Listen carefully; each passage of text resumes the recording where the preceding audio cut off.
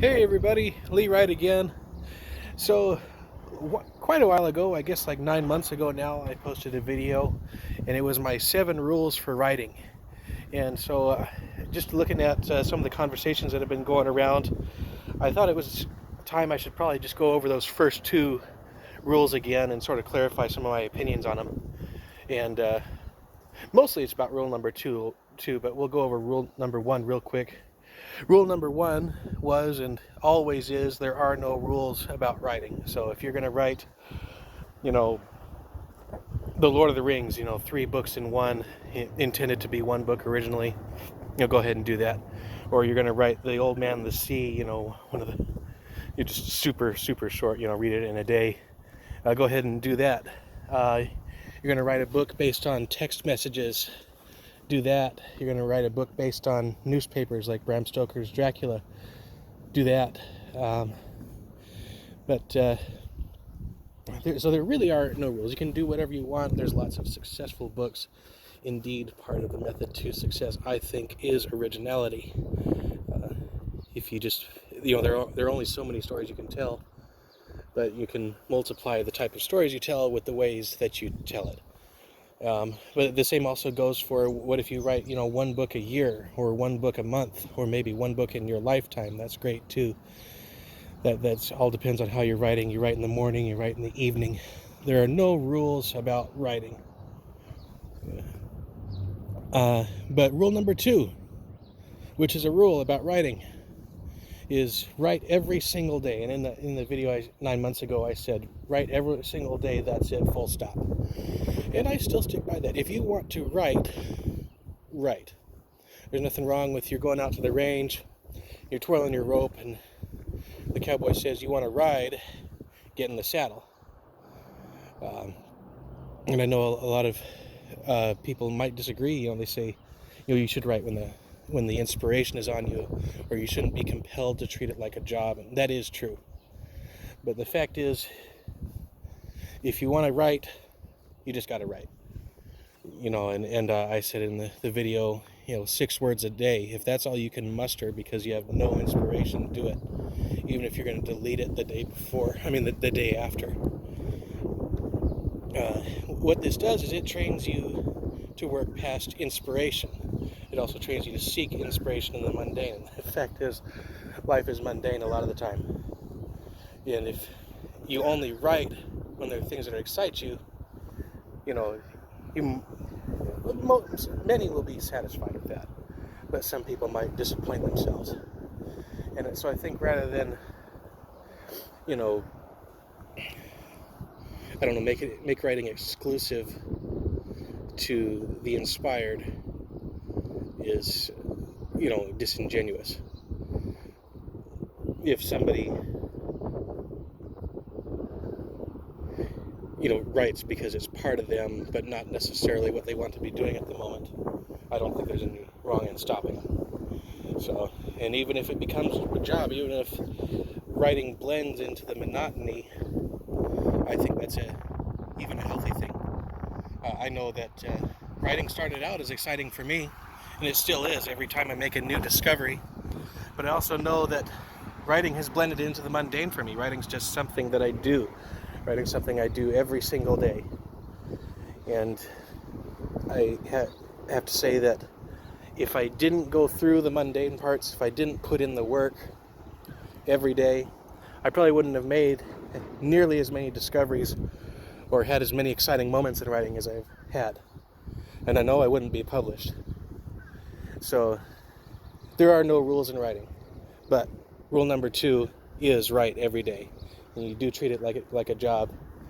Sometimes hard work leads to self-discovery. And I think that writing is a representation of the self. Perhaps firstly, writing is meant to inspire, but it is also a great form of representation for an artist.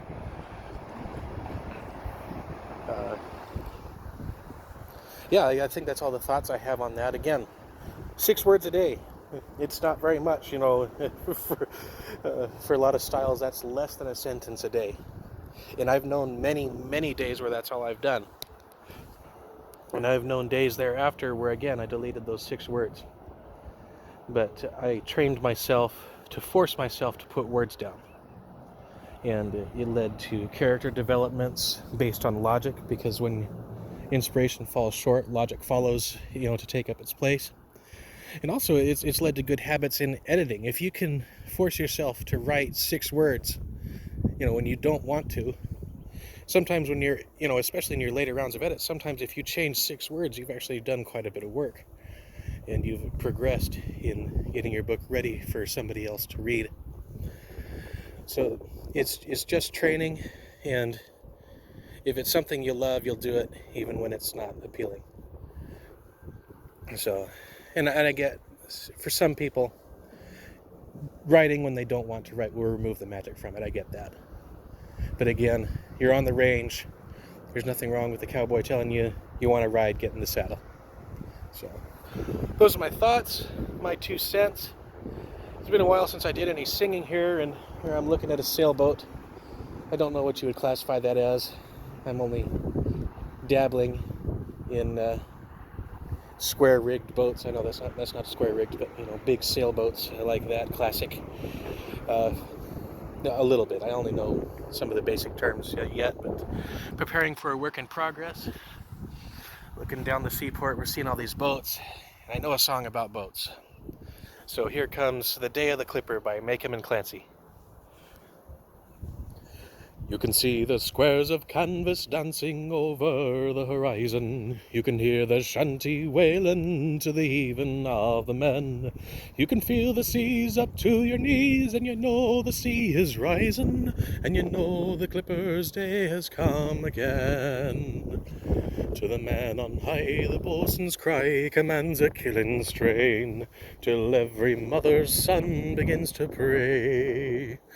With a hearty shout she comes about as she heads into the rain, and the ship has never seen a better day.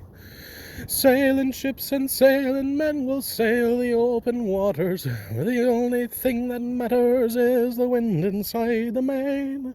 So all you loving mothers, keep your eyes upon your daughters, for the sails will mend their tatters and the mast will rise again. Wooden beams and human dreams are all that make her go, and the magic of the wind upon her sails. She'd rather fly the weather than the fishes down below.